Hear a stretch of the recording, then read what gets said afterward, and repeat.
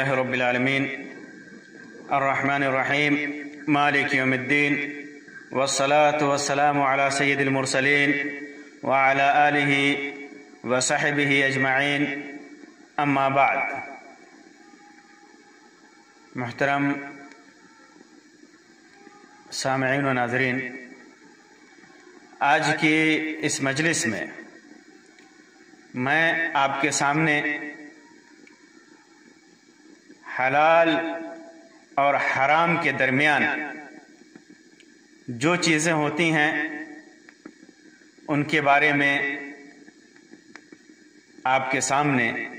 چند باتیں رکھوں گا. جو چیزیں ہوتی ہیں یعنی حلال اور حرام کے درمیان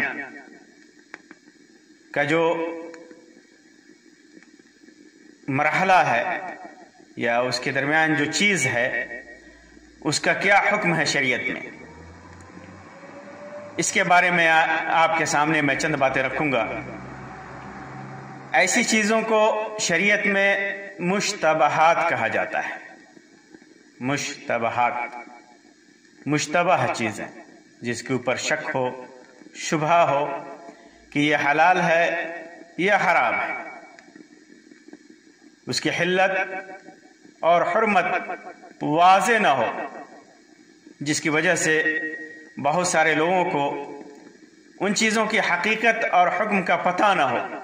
لیکن علماء کرام کو کسی نص، قیاس یا استحباب کہتے ہیں کسی چیز پر ماضی میں اس کی عدم وجود کی وجہ سے کسی تبدیلی کے نہ پائے جانے کی بنا پر ثبوت اور نفی کا حکم لگانا، یعنی جب تک کسی چیز میں کوئی شرعی تبدیلی واقع نہ ہو اس کو اس کے سابق حکم پر برقرار رکھنا. تو ایسی چیزوں کو علماء کرام ان امور کی بنیاد پر اس کی حلت اور حرمت کے درمیان اس تردد کو جو عام انسان کے ذہن میں ہے، دماغ میں ہے، دل میں ہے کہ یہ چیز حلال ہے یا حرام ہے، علماء کرام کو نص و قیاس وغیرہ کی وجہ سے اس کا پتہ اور اس کو وہ بیان کریں. اس سلسلے میں ان چیزوں کے بارے میں کیا عمل اختیار کرنا چاہیے، کیا رویہ ہمارا ہونا چاہیے. کوئی چیز اگر ہمارے سامنے ہے اور وہ چیز مشتبہ ہے، وہ چیز مشتبہ ہے اور نہ وہ حلال ہے نہ حرام ہے، واضح شریعت کی نص کی روشنی میں نہ واضح حلال ہے نہ حرام ہے، تو اس کا حکم کیا ہونا چاہیے؟ کیا اس پر عمل کرنا چاہیے، اس چیز کا استعمال کرنا چاہیے یا نہیں کرنا چاہیے؟ اس سلسلے میں ایک حدیث ہے، واضح روایت ہے نعمان بن بشیر رضی اللہ عنہما سے کہ وہ اس کو امام بخاری اور امام مسلم وغیرہ نے اس کو روایت کیا ہے کہ اللہ کے رسول صلی اللہ علیہ وسلم نے ارشاد فرمایا، ان الحلال بین وان الحرام بین، کہ حلال ایک دم واضح ہے، یقیناً حلال ایک دم واضح ہے، وان الحرام بین، اور حرام بھی ایک دم واضح ہے، ظاہر ہے، وبینہما امور مشتبہات، اور ان دونوں کے درمیان کچھ ایسی چیزیں ہیں جو مشتبہ ہیں، لا یعلمہن کثیر من الناس، بہت سارے لوگ ان کے سلسلے میں نہیں جانتے. اللہ تبارک و تعالیٰ نے حلال کو بھی اور حرام کو بھی واضح طور پر بیان کر دیا ہے. جیسے حلال ذرائع سے حاصل ہوئے اشیاء، ہر کھانے پینے کی طیب اور پاک چیزیں جس کا واضح بیان ہے، جانوروں میں، اشیاء میں اور دیگر چیزوں میں، پینے کی چیزوں میں، کھانے کی چیزوں میں، جس کی حلت اللہ تبارک و تعالیٰ نے واضح کر دی ہے، اور حرام جس کی حرمت اللہ تبارک و تعالیٰ نے واضح کر دی ہے، جیسے حرام ذرائع سے حاصل کیے ہوئے مال کو یا حرام جانوروں کو، جیسے چیڑ پھاڑ کر کے کھانے والے جانوروں کو اور خنزیر وغیرہ کو، یہ سارے جانور حرام ہیں. یا اسی طرح اور بھی چیزیں جو حرام کے قبیل سے آتی ہیں جو واضح ہیں، معلوم ہے شریعت میں کہ یہ چیزیں حرام ہیں. اب حرام کرنے کی بہت ساری وجہ ہوتی ہیں. اللہ تبارک و تعالیٰ کون سی چیز اس کے بندوں کے لیے مناسب ہے اور کون سی چیز غیر مناسب ہے، اسے بھلی بھانتی اللہ تبارک و تعالیٰ خوب جانتا ہے۔ اور بسا اوقات وہ اللہ تبارک و تعالیٰ بندوں کو آزمانے کے لیے کسی چیز کو حرام قرار دیتا ہے، اگرچہ اس کے اندر بظاہر فائدے ہی فائدے نظر آتے ہوں، کیونکہ وہ بندوں کو آزمانا چاہتا ہے کہ اس کا کون سا بندہ فرما بردار ہے اور کون سا نافرمان ہے۔ تو اللہ تبارک و تعالیٰ کسی بھی وجہ سے واضح طور پر بیان کر دیتا ہے کہ یہ چیز حرام ہے، جیسے میتہ مردار ہے، خون ہے، ان الدم والمیتۃ ولحم الخنزیر، خنزیر کا گوشت، یہ ساری چیزیں واضح طور پر اللہ تبارک و تعالیٰ نے حرام قرار دیا ہے۔ اور ان دونوں کے درمیان جس کی حرمت اور حلت واضح نہیں ہے، امور مشتبہات، بہت سارے مشتبہ امور ہیں، لا يعلمهن كثير من الناس، بہت سارے لوگ نہیں جانتے ان کا حکم کہ یہ چیز حلال ہے یا حرام ہے۔ اس کا مطلب یہ بھی ہوا کہ بہت سارے لوگ جانتے بھی ہیں، کچھ لوگ جانتے بھی ہیں، اور وہ جاننے والے کون ہیں؟ وہ جاننے والے کون ہیں؟ وہ علماء ہیں۔ اللہ تبارک و تعالیٰ کی حکمت اور رحمت کا تقاضا ہے کہ اس علماء کو اس نے حکم دیا کہ وہ قرآن و سنت میں حلت و حرمت کے تعلق سے غیر منصوص چیزوں میں اجتہاد کریں۔ شریعت نے اس بات کی اجازت دی، اللہ تبارک و تعالیٰ کا امر ہے اس سلسلے میں کہ وہ شریعت میں جو چیزیں غیر منصوص ہیں، جو واضح نہیں ہے کہ حرام ہے یا حلال ہے، مشتبہ ہیں، تو وہ ان کے اندر اجتہاد کر کے نص کی روشنی میں، اللہ کے رسول صلی اللہ علیہ وسلم کی احادیث کی روشنی میں، قرآن کریم کی آیات کی روشنی میں اجتہاد کریں، اور اجتہاد کر کے لوگوں کو اس کی طرف رہنمائی کریں، کیونکہ لوگوں کی ضروریات وقت اور حالات کے حساب سے بدلتے رہتے ہیں، زمانے کے حساب سے مختلف ہوتے رہتے ہیں۔ بہت ساری اشیاء جو بعد میں پیدا ہوئی، جن کی حلت اور حرمت واضح نہیں ہوتی، ان کے اندر علماء اجتہاد کریں، اور ان چیزوں میں جن میں عوام اشتباہ کا شکار ہوتی ہے، شک کا شکار ہوتی ہے، ان چیزوں میں ان کی عوام کی رہنمائی کریں۔ اور اس لیے یہ بھی ضروری ہے کہ جو چیز مشتبہ ہو کہ حلال ہے یا حرام ہے، تو عام آدمی کو اس کے استعمال سے پرہیز کرنا چاہیے اس وقت تک جب تک وہ کسی عالم دین سے، جس کے پاس شریعت کا صحیح علم ہے، حلت و حرمت کا اس کے پاس علم ہے، شریعت کے علوم سے وہ واقف ہے، ان سے پہلے پوچھ کر کے اس پر اپنا یقین مضبوط کر لینا چاہیے کہ یہ حلال ہے یا حرام ہے، تبھی اس کو استعمال کرنا چاہیے۔ ورنہ مشتبہ چیزیں، شک والی چیزوں کا استعمال قطعا نہیں کرنا چاہیے جب تک کہ وہ اس کا شک دور نہ ہو جائے، کیونکہ اللہ کے رسول صلی اللہ علیہ وسلم نے ارشاد فرمایا، دع ما یریبک الی ما لا یریبک۔ امام ترمذی اور امام محمد وغیرہ نے اس کو روایت کیا ہے، علامہ البانی نے اس حدیث کو صحیح کہا ہے کہ جو چیز شک والی ہو تو اس وقت تک اس کو استعمال نہیں کرنا چاہیے جب تک کہ شک دور نہ ہو جائے، چاہے وہ عبادت کے تعلق سے ہو یا کھانے پینے کی چیزوں کے تعلق سے ہو۔ جب اس کے اندر شک ہو تو جب تک شک دور نہ ہو جائے اس کو استعمال نہیں کرنا چاہیے، شک کو دور کرنا چاہیے پہلے۔ اور شک کیسے دور ہوگا؟ علماء کی طرف رجوع کرنے سے، اہل علم کی طرف رجوع کرنے کی وجہ سے کر کے ہی شک دور ہو سکتا ہے، ان علماء کی طرف جنہیں شریعت کا صحیح علم ہو، ان کی طرف رجوع کر کے۔ اگر آدمی شک کو دور نہیں کرتا اور ان مشتبہ چیزوں پر عمل کرتا ہے، ان مشتبہ چیزوں کا استعمال کرتا ہے، شک والی چیزوں کا استعمال کرتا ہے، تو کیا ہوگا؟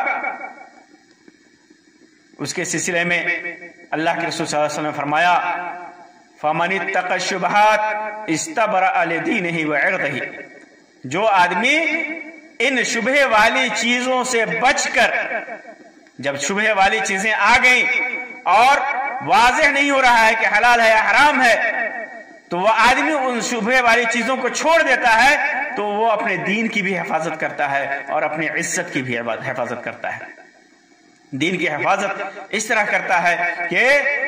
حرام سے دور ہوتا ہے، پتہ نہیں وہ چیز حرام ہے یا حلال ہے، تو اس چیز کو ذہن میں رکھ کر کے اگر وہ دور ہوتا ہے، حرام سے دور ہوتا ہے، تو ظاہر سی بات ہے کہ حلال سے قریب ہوگا اور اللہ تبارک و تعالیٰ کے سے قریب ہوگا۔ تو اس نے اپنے دین کی حفاظت کر لی، حرام چیز میں پڑھنے سے خود کو بچا لیا، حرام چیز میں پڑھنے سے خود کو بچا لیا۔ مثال کے طور پر جیسے بیڑی ہے، سگریٹ ہے، تمباکو ہے، اس کی حلت اور حرمت یوں تو واضح ہے، اس کے نقصان کی وجہ سے، اس میں نشہ کی وجہ سے اور بھی دیگر وجوہات کی بنیاد پر ایک تو حرام ہے، لیکن اگر کوئی اصرار ہی کرتا ہے کہ قرآن اور حدیث میں باضابطہ ان کا ذکر نہیں ہے تو یہ مشتبہ ہے، یہ مشتبہ ہے۔ تو ظاہر سی بات ہے کہ اس کے لیے یا تو اس شک کو دور کرنے کے لیے علماء جو صحیح دین کا علم رکھتے ہوں ان کی طرف رجوع کرنا ہوگا، اور جب علماء کی طرف رجوع کریں گے تو اس بات کا وہ فتویٰ دیتے ہیں اور وہ بتاتے ہیں کہ یہ چیزیں حرام ہیں، کیونکہ اس کے اندر دین کے لیے بھی نقصان ہے، دنیا کے لیے بھی نقصان ہے، صحت کے لیے بھی نقصان ہے، اور بہت ساری ماحولیات کے لیے بھی یہ چیزیں نقصان دہ ہیں، اور بھی بہت سارے نقصانات اس کے اندر ہیں۔ لیکن اگر کسی کے سامنے یہ واضح نہ ہو اور لوگ اس کے اندر ادھر ادھر کی باتیں کریں تو ان سے بچنا ان کے لیے واجب ہو جاتا ہے، کیونکہ اگر وہ بچتے ہیں تو انہوں نے اپنے دین کی حفاظت کر لی، اللہ تبارک و تعالیٰ سے وہ قریب ہو گئے۔ اور عزت کی حفاظت ایسے ہوتی ہے کہ اگر وہ مشتبہ چیزوں کا استعمال کرے گا تو دنیا والے کہیں گے، لوگ کہیں گے کہ دیکھو یہ ایسی چیز کا استعمال کر رہا ہے جس سے اس کی عزت جائے گی، اور اگر مشتبہ چیزوں سے وہ بچتا ہے تو اس کی عزت بھی بچ جاتی ہے اور اس نے اپنے عزت کی حفاظت کی ہے۔ کیونکہ اللہ کے رسول صلی اللہ علیہ وسلم نے فرمایا وَمَنْ وَقَعَ فِي الشُّبُهَاتِ وَقَعَ فِي الْحَرَامِ، جس نے شبہات میں قدم رکھا، جو شبہات میں پڑ گیا وہ حرام میں پڑ گیا، کیونکہ شبہ والی چیز ہے، واضح نہیں ہے کہ حلال ہے یا حرام ہے، تو ہو سکتا ہے وہ چیز حرام ہو سکتا ہے وہ چیز حرام ہو اور وہ انسان حرام کا مرتکب ہو جائے، حرام کے استعمال کا ارتکاب کرنے لگے۔ اللہ کے رسول صلی اللہ علیہ وسلم نے اس کے بعد مثال دی جیسے کالراعی یرعی حول الحما، جیسے چرواہا ہے وہ چراگاہ کے آس پاس، اس چراگاہ کے آس پاس اپنے جانور کو چرانے لے گیا جو بادشاہوں کے لیے محفوظ ہے، جو راجاؤں کے لیے، حکومت کے لیے محفوظ ہے، اور وہ آدمی قریب جاتا ہے کہ وہاں پر تھوڑا زیادہ گھاس ہے، تھوڑا زیادہ جانوروں کے لیے کھانے پینے کی چیزیں ہیں، تو وہاں قریب جاتا ہے تو یوشک ان یرتع فیہ، ہو سکتا ہے کہ وہ جانور چراگاہ میں منہ مار دے، اس چراگاہ میں منہ مار دے جو بادشاہوں کے لیے خاص ہے، جو حکومت کے لیے خاص ہے،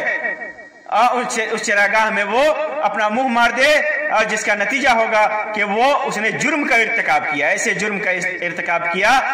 جس کے اوپر وہ بادشاہ کی طرف سے یا حکومت کی طرف سے، راجا کی طرف سے اس کو سزا مل سکتی ہے، تو پڑنے کا خطرہ ہے۔ اسی وجہ سے جو آدمی مشتبہ چیزوں کے قریب جاتا ہے، جو چیزیں مشتبہ ہیں، شک والی ہیں، اس کا استعمال کرتا ہے، تو وہ چونکہ حرام سے قریب ہے تو ہو سکتا ہے کہ وہ حرام میں پڑ جائے اور پھر اللہ تبارک و تعالیٰ کے عذاب اور اللہ تبارک و تعالیٰ کی پکڑ کا وہ مستحق قرار پائے۔ الا وان لکل ملک حما، کیونکہ ہر بادشاہ کے لیے ایک چراگاہ ہوتی ہے جس کے اندر حکومت کے چراگاہ کے جانور یا اس کے بادشاہ کے اور راجا کے جانور اس کے اندر چرتے ہیں۔ الا وان حما اللہ محارمہ، اور اللہ تبارک و تعالی کی چراگاہ کیا ہے؟ اللہ کی حرام کردہ چیزیں، اللہ تبارک و تعالیٰ کی حرام کردہ چیزیں، یہ اللہ تبارک و تعالیٰ کی چراگاہ ہیں، جسے حرمت والی چیزیں کہا جاتا ہے۔ یہ حرمت کی چیزیں ہیں، یہ حرام چیزیں ہیں، جس کے اندر جس کا استعمال لوگوں کے لیے حرام ہے، جس کے اندر داخل ہونا، جس کا ارتکاب کرنا لوگوں کے لیے حرام ہے، وہ محارم جو ہے اللہ تبارک و تعالیٰ کی چراگاہ ہے۔ اگر کوئی آدمی اس چراگاہ سے قریب جس کے اندر شک ہے، ایسی چیزوں کا استعمال کرتا ہے جو مشتبہ ہے، جو شک والی ہیں، تو پھر وہ ہو سکتا ہے کہ حرام کا ارتکاب کر بیٹھے۔ اس وجہ سے مشتبہ چیزوں کے استعمال سے جب تک اس کے حلت و حرمت کا یقین نہ ہو جائے، ہمیں ان سے سے بچنا چاہیے۔ اللہ تبارک و تعالیٰ سے دعا ہے کہ اللہ تبارک و تعالیٰ ہم تمام مسلمانوں کو دین کی صحیح سمجھ اور دین کا صحیح فہم عطا فرمائے اور دین پر صحیح طریقے سے عمل کرنے کی توفیق عطا فرمائے۔ اللہ تبارک و تعالیٰ حرام کاموں کے اور حرام چیزوں کے استعمال سے ہمیں بچائے، محفوظ رکھے۔ اللہ تبارک و تعالیٰ حرام چیزوں کے استعمال کی توفیق عطا فرمائے۔ آمین یا رب العالمین۔ وآخر دعوانا ان الحمد للہ رب العالمین وصلی اللہ علی خیر خلقہ وسلم۔ والسلام علیکم ورحمۃ اللہ وبرکاتہ۔